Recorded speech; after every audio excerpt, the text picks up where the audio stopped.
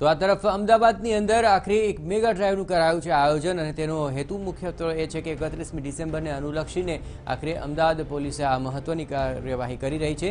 Sector 2ના તમામ વિસ્તારોમાં JCP સહિતના પોલીસ કાફલા દ્વારા આ મેગા ડ્રાઈવ કરવામાં આવી રહી છે। નશીલા પદાર્થ શહેરમાં આવતા અટકાવવા માટેની પણ આ એક મુહિમ છે।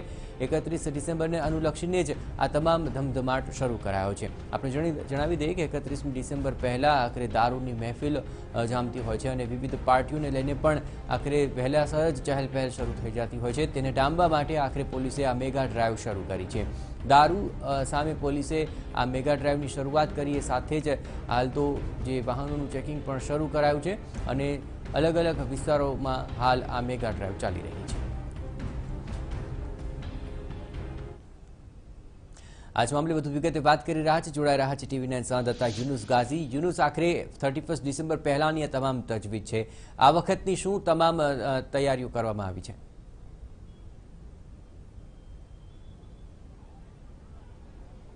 જે 31મી ડિસેમ્બર પૂર્વે જે શહેરના હોટલો હોય છે કે પાર્ટી હાઉસ હોય છે ત્યાં મોટા પ્રમાણમાં દારૂની રેલમછેલ થતી હોય છે, તે ન થાય તે માટે અમદાવાદ શહેરના સેક્ટર 2ના જે વિસ્તારો છે ત્યાં લગભગ 22 વિસ્તારો ઉપર મેગા ડ્રાઈવ યોજવામાં આવી છે।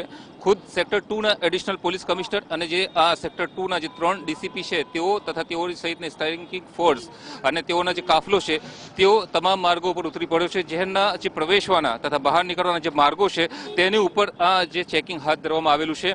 અત્યારે આપ જે દ્રશ્યો જોઈ રહ્યા છો તે અમદાવાદ શહેરના નરોડા નજીકના નાના ચિલોડા સર્કલના છે। હાઈવે ઉપરથી આવતા તમામ વાહનોને ચેક કરવામાં આવી રહ્યા છે અને તેઓની પાસે કોઈ શંકાસ્પદ વસ્તુ છે કે કેમ, દારૂનો કોઈ જથ્થો છે કે કેમ, તે બાબતોનું ચેકિંગ કરવામાં આવી રહ્યું છે।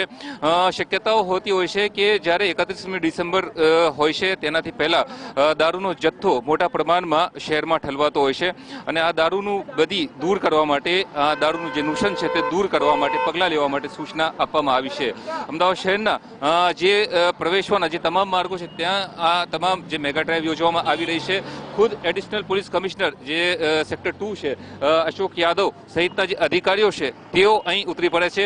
ઝોન 4ના ડીસીપી પણ અહીં છે, ઉપસ્થિત છે। અત્યારે આપણી સાથે છે additional police commissioner sector 2 Ashok Yadav. તેઓ પાસેથી જાણવાની કોશિશ કરીશું કે કયા પ્રકારનું આયોજન કરવામાં આવેલું છે। 31મી ડિસેમ્બર પૂર્વે મેગા ડ્રાઈવ યોજવામાં આવેલી છે, કેટલો સ્ટાફ ઉતર્યો છે, કયા પ્રકારનું ચેકિંગ કરવામાં આવી રહ્યું છે? આજે અમદાવાદ પોલીસ દ્વારા સેક્ટર 2 વિસ્તારમાં 31ની ઉજવણીના ભાગરૂપે તમામ વિસ્તારોમાં પોલીસ દ્વારા કડક વાહન ચેકિંગ અત્યારે આજ ચાલુ કરવામાં આવેલ છે। તમામ જગ્યાએ પોલીસના કર્મચારી અધિકારી તમામ રોડ ઉપર સખત અત્યારે વાહન ચેકિંગની કામગીરી ચાલુ છે। કોઈપણ વિસ્તારોમાં દારૂ જેવી પ્રવૃત્તિ 31ના દિવસે એ કોઈપણ રીતે ચલાવી નહીં આવે અને વિરુદ્ધમાં કડકથી કડક પગલાં લેવામાં આવશે। અમે તમામ જે બુટલેગરો છે, જે દારૂના ધંધાથી જોડાયેલા લોકો છે એના વિરુદ્ધમાં કડકથી કડક પગલાં લઈશું। અમારો ઝુંબેશ ચાલુ છે અને ભવિષ્યમાં પણ અમારે વધારે કડક ઝુંબેશ અમે હાથ ધરીશું। 31ના રોજ જે લોકો પાર્ટીનું આયોજન કરવામાં આવનાર છે એ તમામની અમે વિગત મંગાવી છે। એ લોકોને તમામ જે કન્ડિશન ફૂલફિલ કરશે તો અમે પરમિશન આપવામાં નક્કી કરવામાં આવેલો છે।